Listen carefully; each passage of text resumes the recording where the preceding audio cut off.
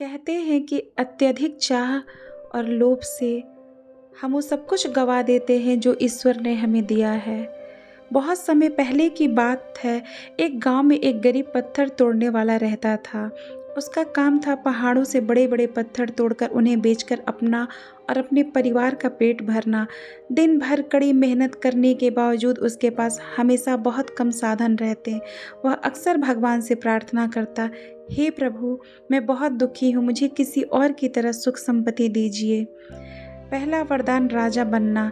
भगवान उसकी सच्ची प्रार्थना सुनकर प्रकट हुए और बोले, तुम्हारी इच्छा पूरी होगी।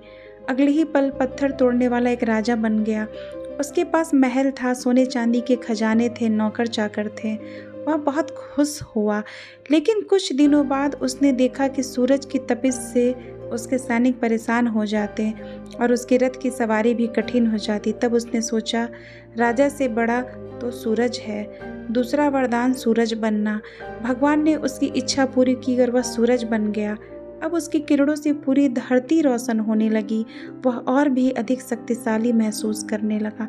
लेकिन कुछ समय बाद उसने देखा कि बादल उसके प्रकाश को रोक देते हैं।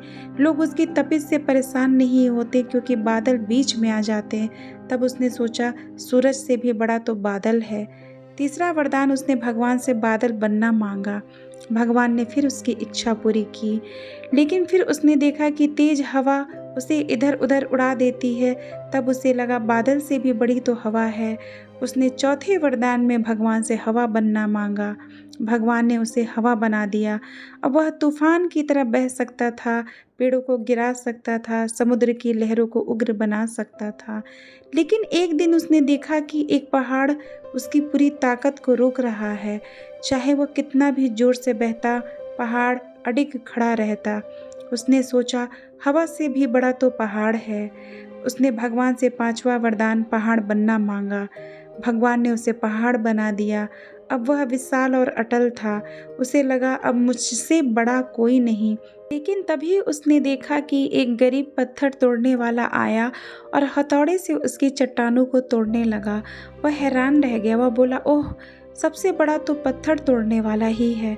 दोस्तों, इस कहानी से हमें यह सीख मिलती है कि अक्सर हम सोचते हैं कि दूसरों के पास सब कुछ है, लेकिन सच्चाई यह है कि हर इंसान अपने स्थान पर विशेष और शक्तिशाली है। जो काम और जिम्मेदारी आपके पास है वही सबसे बड़ी है। अपनी पहचान बदलने की जगह अपनी मेहनत और सोच बदलो, सफलता अपने आप आ जाएगी।